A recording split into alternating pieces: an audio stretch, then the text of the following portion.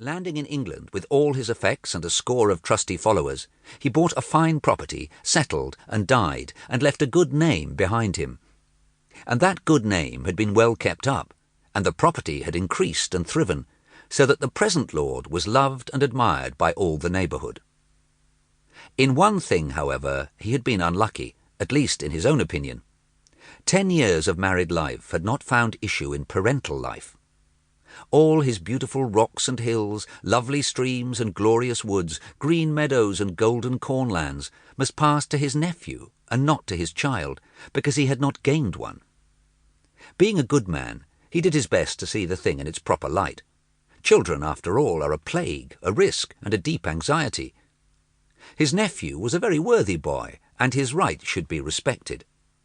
Nevertheless, the Baron often longed to supersede them. Of this there was every prospect now. The lady of the house had entrusted her case to a highly celebrated simple woman, who lived among rocks and scanty vegetation at Heddon's mouth, gathering wisdom from the earth and from the sea tranquillity. De Whichelholz was naturally vexed a little when all this accumulated wisdom culminated in nothing grander than a somewhat undersized and unhappy female child. One, moreover, whose presence cost him that of his faithful and loving wife. So that the heiress of Ley Manor was greeted after all with a very brief and sorry welcome.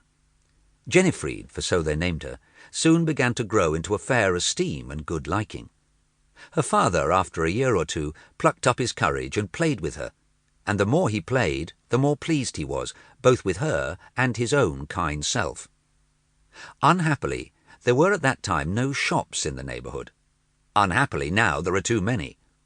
Nevertheless, upon the whole, she had all the toys that were good for her, and her teeth had a fair chance of fitting themselves for life's chief operation in the absence of sugared allurements.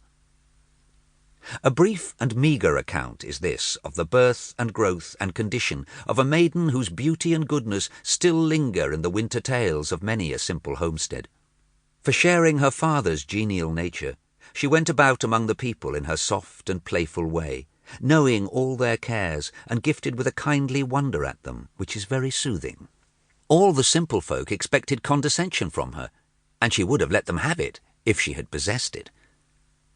At last she was come to a time of life when maidens really must begin to consider their responsibilities, a time when it does matter how the dress sits and what it is made of, and whether the hair is well arranged for dancing in the sunshine and for fluttering in the moonlight. Also that the eyes convey not from that roguish nook the heart any betrayal of hide and seek. Neither must the risk of blushing tremble on perpetual brinks, neither must— but in a word, 'twas the 17th year of a maiden's life. More and more such matters gained on her motherless necessity. Strictly anxious as she was to do the right thing always, she felt more and more upon every occasion, unless it was something particular, that her cousin need not so impress his cousinly salutation. Albert de Whichelholz, who received that name before it became so inevitable, was that same worthy boy grown up, as to whom the Baron had felt compunctions highly honourable to either party touching his defeasance, or rather, perhaps, as to interception of his presumptive heirship by the said Albert, or at least by his mother contemplated. And Albert's father had entrusted him to his uncle's special care and love, having comfortably made up his mind, before he left this evil world, that his son should have a good slice of it.